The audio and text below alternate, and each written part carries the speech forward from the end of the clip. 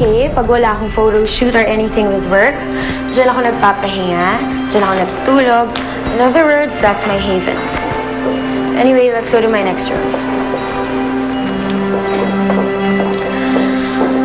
Okay. Alam niyo ba kung kaninong kwarto ito? Ito sana ang kwarto ng anak ko.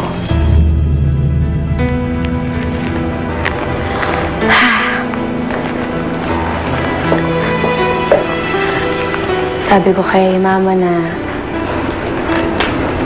magawa natin ang kwarto yung anak ko. Sabi niya, wala naman siya dito eh. Sabi ko, what if one day bumalik siya? Gusto ko may maabutan siyang kwarto niya.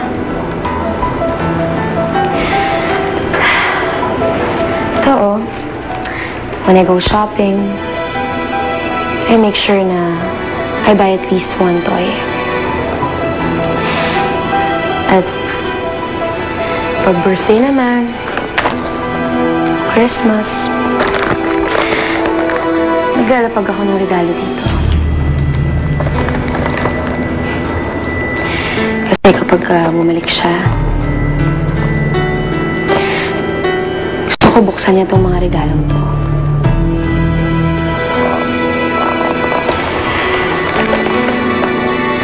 Gusto ko malaman niya na hindi ko siya nakalimutan. Na lagi siyang nasa puso ko.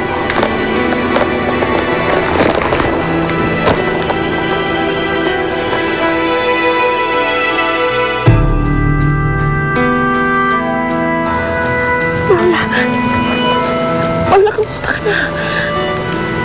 Ang tagal ko kayo hinahanap ni tatay.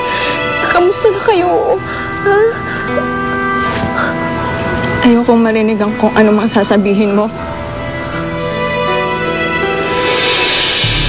Paula, sandali.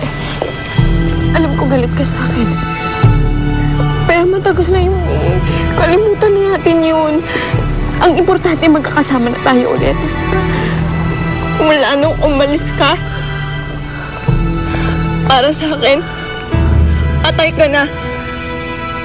Umusad ang buhay namin ng 5 taon. Nang wala ka, 5 taon na wala ka.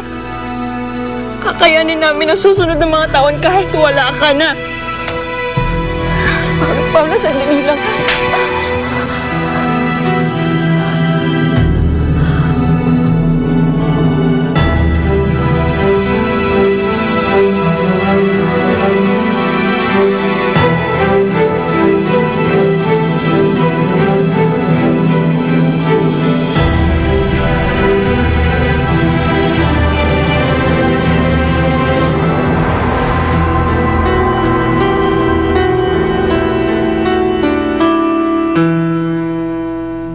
Nagawa nyo dito? Kinuha kong assistant. Bakit? Gusto mo kay Bianca? Tingnan ko lang kung hindi bumulusok ang karir mo, ha? May drama na, may intriga pa. I'm just worried, Ma. What if biglang lumabas si Helen?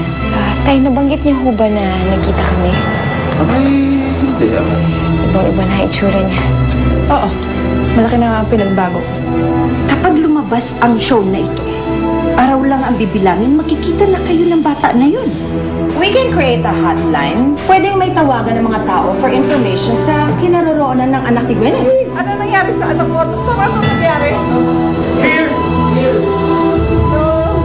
Don't go, Dave! No!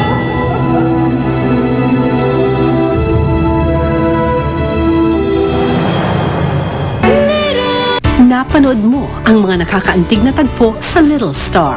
Hatid sa inyo ng